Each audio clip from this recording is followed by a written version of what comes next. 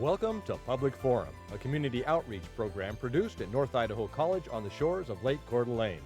Featuring guests from around the globe addressing a wide variety of subjects, Public Forum serves to educate and enlighten. Please join host and moderator, political scientist Tony Stewart, in welcoming today's guest. Welcome to part 2 of a 2-week series titled Fathers, Yesterday, Today, and Tomorrow. Our guest is Dr. Edwin Hutchison, and he's been a friend a long time, and I can certainly testify to the fact he's a remarkable person and a professional worker in this area of dealing with men in our society. He is the executive director of what is called the Amend Center in Coeur d'Alene, Idaho, and our guest holds numbers of degrees. He has a master's degree in counseling psychology from the University of Bridgeport in Connecticut. He holds a master's degree in clinical social work from Rutgers University in New Jersey, and his PhD is in counseling psychology from Brigham Young University. Dr. Hutchison, it was just a thrill to have you here last week. You are such a great communicator on a very important subject, and thank you for coming back for part 2. Thank you, Tony. And I'm very pleased to have our regular panelist, Janelle Burke, who's an attorney in the state of Idaho, and next to her is Erna Reinhardt, who's director of public relations at North Idaho College, and Janelle will commence today's questioning. Welcome back, Dr. Hutchison. It was very informational last week. The Amend Center is an acronym for certain things, and that leads me into my next question, because we're having so many changes in our lives today, and one of the changes that we're seeing in many families is the blended family. Right. The father, the stepfather, the person who is husband, and all of those roles together. So would you tell us what Amend means, and then bridge over into how this new blended family works in today's society? Thank you. Tough question. Excellent one, and one that's quite important for our day and age. The Amend Center stands for Awakening Men Exploring New Directions. New generation of men undoing the undesirable qualities of their own behavior, things they've learned from their past experiences, from their own families, to become more improved men, to, of course, bring that forward to have a more successful marital relationship, more successful parenting relationship with their children, to become happier individuals and better fathers and husbands. In today's day and age, with the divorce rate and the second marriage rate being as high as it is, it becomes even more imperative that young people or even older people remarrying, coming into second and third marriages, have learned something from their previous experiences. I contend that first marriage failures, in my opinion, in a large number of cases, are failures because we transfer from our family of origin a lot of the dysfunctional behaviors and beliefs that we learned from our fathers, watching how our fathers treated our mothers or our mothers our fathers. And we essentially kind of repeat the cycle of things that we learned in our own family. The Amend Center is kind of dedicated to helping men to stop the transference of negative behavior from our families of origin into our first marriages, and even more so into our second marriages. If we have not learned, how our behavior affects the person with whom we're living or our children from our previous experiences, then we're certainly going to carry that on. Blended families together are challenging families. I mean, they are probably probably the greatest social science challenge for the 21st century is with the divorce rate and the remarriage rate being what it is. Therefore, it's important that men begin to start to assess and take accountability for the things that they did that created harm or damage or failure in their first marriage. I think it's equally imperative that women do that same inventory.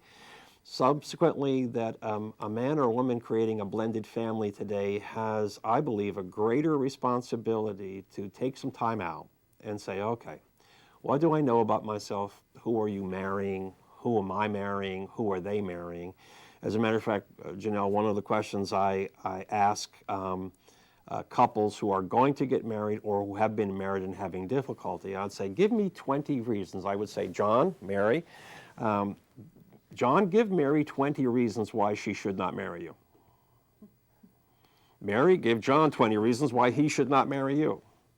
And if you still want to marry each other after you have given a very honest inventory of what the reasons are, then move forward with that. But the intention of that question, or the intention of that program, is to cause a man to begin to reflect on the behaviors that he might use in that marriage that might cause harm or damage to him or his new blended family. Blended families have many issues, as if I may not be your biological father, your birth father, but I am placed in the position by virtue of my relationship to your wife to father in some capacity. Men who had poor fathering experiences from their own fathering experience with their own fathers have twice the challenge. Not only heal from what happened between them and their fathers, but learn how to be a better father for their stepchildren.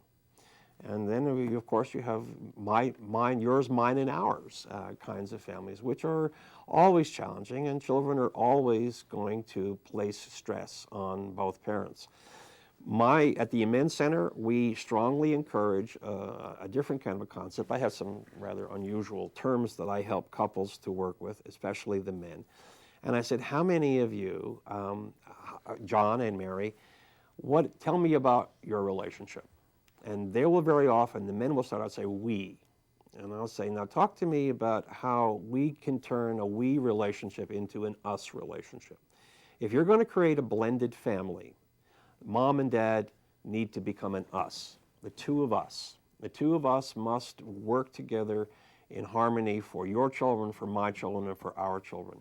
Many, many men have never seen a man and a woman work together in a relationship as a united us. They've seen many we relationships. Well, we work together. I go to work, you go to work, I do this, you do that. That's a we relationship. An us relationship for a man is where he is called upon to include his wife's feelings, perceptions, and opinions in the rearing of their children. If a man has not seen his father elicit from his mom her feelings and her perceptions about something, he's not likely to be able to repeat that in his own marriage or even a second marriage. So it's quite a challenging feat, but the bottom line is men have a responsibility to improve upon their fathers and to improve upon their experiences and to remove those behaviors from their own repertoire that would do harm in yet a second marriage, if not the first. My question, Dr. Hutchinson, is not so much a male one, but it's more maybe about a marriage or any two people. Give us some strategies and some tools that you might recommend for anybody that sees themselves in a situation that they think they have differences of opinion and they just are not willing to budge, either one of them, whether it's just two individuals that work together or mother, son, or husband, wife, but they're stuck. And how do you get them to move beyond that to where it's at least a little bit of a win-win? The most difficult piece is teaching people how to listen. I believe that listening is probably more important in a relationship than talking. Listening is a very specific tool that needs to be taught, and I think we do a very poor job of what listening is. The way I do that at the Amen Center with men is I will ask two men to talk to each other, or I might talk, and I said, I'd like you to listen to me, and a man might listen, and I'd say, I might say some things that would be upsetting to him, like I don't like your hat, or I don't like your attitude, and just in the role play situation, and that might stir up some feelings in him. And then at the end of my talking, I'd say, were you listening? And he would say, yes. And I said, now, let me ask you another question. Were you having a conversation in your head while I was still talking? And he said, yes, you really upset me when you said you didn't like that. And I said, so while I was talking, you were talking to yourself about what I said? And he said, yes. And I said, then you weren't listening. Because listening involves not talking in your own mind while someone else is talking. Great many men that I know want to get to what the problem is, fix it, and they do not have time to listen. So listening in bringing about disharmony in a relationship is probably one of the most important tools that we teach, is how to actively listen. One of the things that I teach in that way is that principle is I teach 4 basic principles. And I would share this with any person who was wanting to have a sincere healing conversation with another person. When listening involves looking into the person's eyes. Eye contact is a very frightening thing for a vast number of men. It's too intimate. It's too close. It is a frightening experience because they would tend to want to avoid anything of an intimate nature. By the way, I would share with you that if I were to ask you, Tony, how would you spell the word intimacy? You would spell it how? Well, I'd spell it like it just is in the language. you Yes, know. and how would you spell that word? How do you spell intimacy? Intimacy, correct? In practice, for a man, you really have to kind of get through the idea that intimacy for a man is spelled INTOMESEE.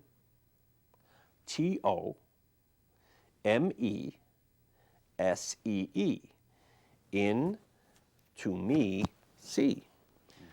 That's a scary process when a man is having an argument with a spouse or they're stuck. So conversation and listening has to do with the intimate act of allowing person to see into your feelings. So I have to basically teach, look into their eyes when they're talking, listen with an open mind and an open heart, no conversation in your own head, let them do all of the talking, without interruption, commentary, or any additional head nodding or anything that would be distracting or take them from their focus. And the last one is, even if what they say doesn't make a lot of sense, love them until they're done. So what you really have then is you have a whole communication of active listening where you're looking, you're loving, you're letting, and you're listening, what I call the 4 L's. And while you're allowing people to communicate, something amazing happens at the end of that. And that's that impasse that those two people had, that seems to be diminished quite a bit because the person who was doing the talking felt heard. And so that's probably one of the greatest things we have to teach men. Men basically want to find out what the problem is and fix it without a lot of conversation. Okay, and that's probably one of the greatest impasses, that we hurry through things that need time to be heard, felt, and expressed. There are more, but we probably need about another 7 months of programming. We could make this a weekly series throughout the year, Sure. couldn't we not? For those who weren't with us last week, we talked a lot about the difficulty of men communicating with other men and with women, and that women were much better at it. One of your sub areas that you're dealing with in your workshop is, who is my father? Yeah. He can't, won't, doesn't share who he is. And again, you know, a lot of these topics interrelate, but again, it seems to me that you are saying that there's 2 things. You have to learn a vocabulary so you can really communicate, but you have to reach your feelings and use feelings and not just talk from the head or intellectually. Correct. Absolutely important, Tony. One of the things that I very often have to do is teach men the difference between talking from the head and talking from the heart. They're afraid to talk from the heart. Talking from the heart doesn't really make a lot of sense for a lot of men. It's not practical, it's not convenient, and it can get really messy if you open it up, and you don't have words then to finish it up neatly. So a lot of men get scared when you start talking about it. So the whole concept of act like a man, I have never really understood what that means, but it's a phrase that we have used in society. Technically, act like a man means do not let anybody see how you feel. So that goes countercultural to what we're taught and we're learning. The vast majority of our fathers were raised in that culture, and therefore a lot of the things that happened to our fathers in their lifetime, they never talk about. They never bring that up. A classic example of this, if I might take just 30 seconds to do a little personal story. I was 19 years old, and my dad he was an Irish immigrant carpenter who lied about his age during World War II and joined the British Merchant Marines. I was born in Belfast, Northern Ireland. My father was Irish, and we came to the United States in 1952. And my father had pretty much been out on his own when he was about 16, joined the British Merchant Marines and the supply ships for the British Navy. And his ship was hit by a German gunboat, and the men in his boat were forced to go into a lifeboat.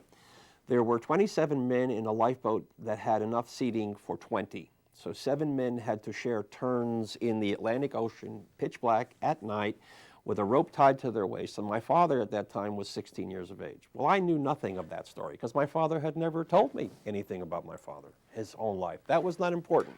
To my father, that was the past was the past, you don't bring it up. What's the point of reliving the war would be part of his philosophy. Well, at 19, I walked past him one evening, and he had this twitch that he did when he was under enormous pressure. Like, and I looked at him one. I said, "Dad, why do you do that?" He said, with his Irish accent, he said, "Do what?" And I said, "That." And he said, "I don't know." And I said, "Okay." Well, a few hours later, after his traditional milk and cookies before bed, Dad stood up, and he was on his way to the bedroom, and he turned to me and he said, "Edwin." And I said, "What?" And he says, "I was thinking about that question you asked me about why I do this." And I said, "What is it?" And he said, "When I was 16, I was in the water for the first time. I was separated from my mother. I thought I was going to die. It was pitch black. There were sharks below. I was frozen. I was terrified that we were going to drown in the Atlantic Ocean." And he says, "I remember being tied to the bow of this boat with a rope around my waist, and the water would splash against the bow, and it would go into my eyes and my mouth. And I remember sitting here tonight that I would have to go to take air without taking in water, so I wouldn't drown." So my father, and I said, "In the name of good heaven, Dad, how old are you?" He said, "I'm 56. And I said, "You have been doing this for 40 years? And he said, "I guess so. Good night." And he went off to bed. And I sat there and I thought to myself, I'm 19 years old. I've lived with this man for 19 years, and until tonight, I never knew anything of my father's fears, my father's feelings. He took the things that happened to them and put them in the past and deprived me of understanding why something as small as a twitch could have been such a significant piece for me to know about my father. Yeah. And that's just an amazing story. And one more thing before I go back to the panel is your work. I know enough about to know that it's really successful, and you must take great pride in the change that comes in the men that you work with. But in the scheme of the country and our culture, it's a very small group of all the men who need that kind of training and communication. And I guess this is quite a pessimistic question, but what hope do you have of major changes in our culture? It's a cultural factor that's created this situation.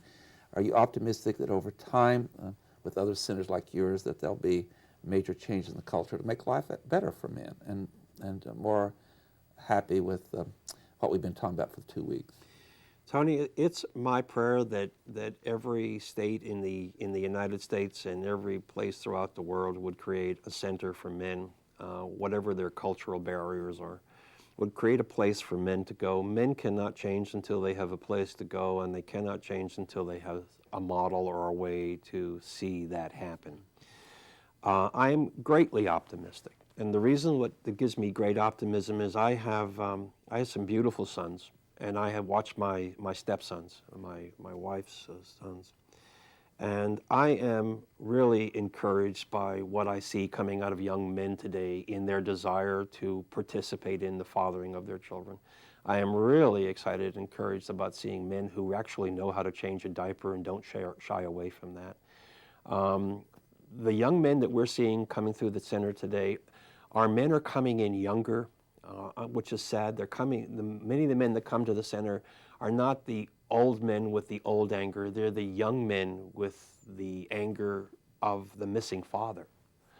And so they come looking for fathering, and because they come, I'm inspired and I have great hope.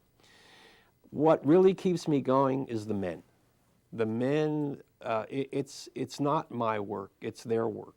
I'm privileged to be able to just be living in a time where I'm old enough and caring enough about some of these guys to hang in there with them until they discover how great they really are. Until you tell a human being, male or female, how great they are, they don't know for sure.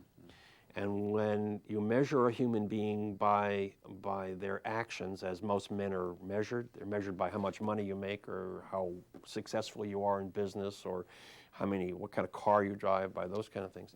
Until you tell a man that his value is internal and let him see how proud you are of him.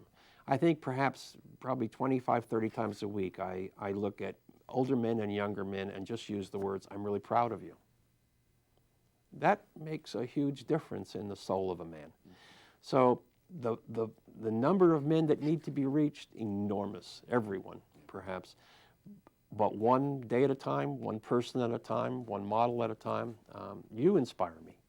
And I don't say that because I'm sitting on a television program, but you're the kind of man that inspires a great, vast number of men. You have been an inspiration to our community. You're, like Jack Nicholson and Helen Hunt said, you make me want to be a better man. And so it's a man's journey, and it's a man's responsibility to help other men to discover how great they are. You've done that for me. Hopefully I've done that for a few men.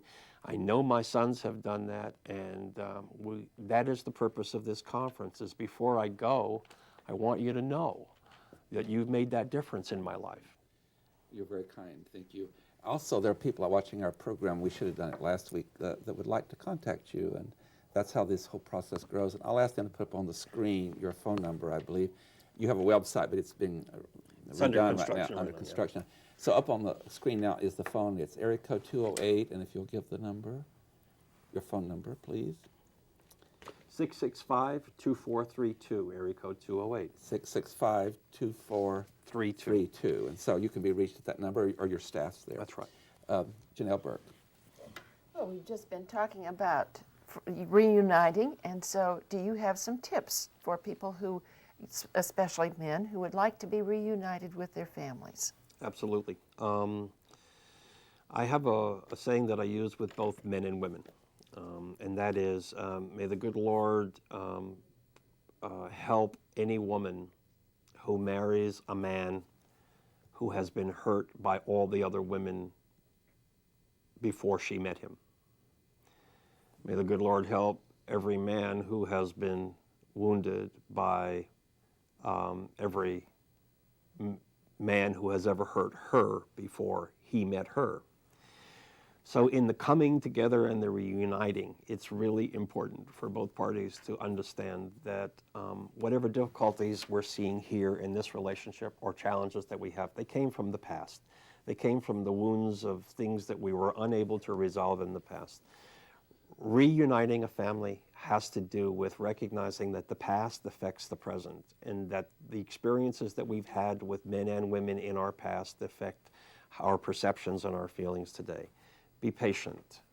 Allow the other person to spend some time talking about how they have been hurt and injured in the past. The biggest piece of this work, however, Janelle, has to do with challenging their beliefs.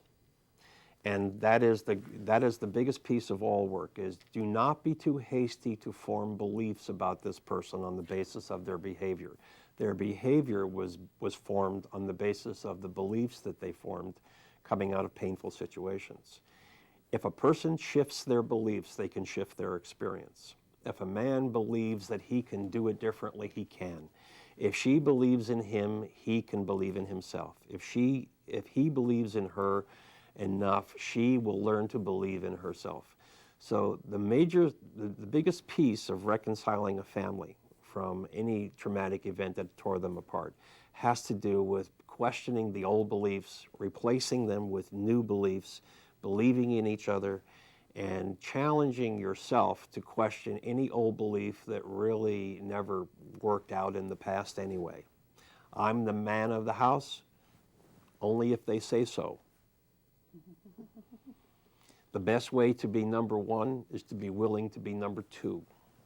When everyone else votes you number one, you can go to sleep at night knowing that perhaps you did a good job today.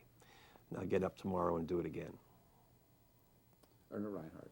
Ed, we only have a couple more minutes left, so what I'd like you to share with our viewers is if there are people out there that have thought about going through counseling, or they have thought that they needed to change, but they haven't yet taken that action, and I'm sure that there's a lot of those people out there, what would you tell them? Be quiet with yourself for a while. Be honest with yourself. Look at yourself and your behavior, your conduct, and your beliefs, and ask yourself if you'd rather feel differently, act differently, think differently. If you're ready to feel differently, think differently, and act differently, and you're willing to be challenged. Therapy is a challenging experience. It is not a hand-holding experience where one leaves an office feeling, oh boy, that was a great massage. Very often, therapy is a process of digging deep into questions that you don't want to have asked, answering and recalling situations that you don't want to recall. It is a journey for the brave and the courageous, and for those who have a strong desire to get well.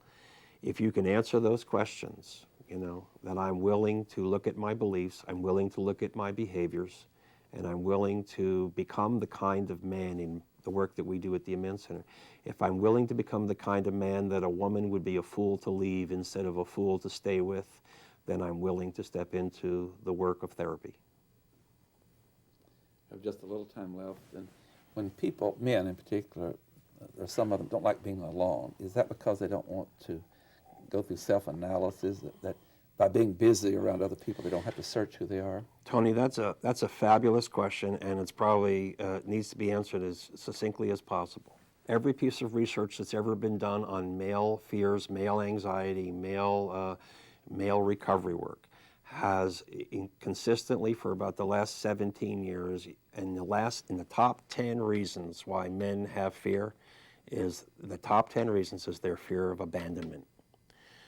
The number one mental health issue for most men that I work with is fear of being alone, fear of being abandoned, whether that's in military action, of being left out there on their own, or whether that's being married and someone's taking themselves and my children, or whether that's being thrown out of a job.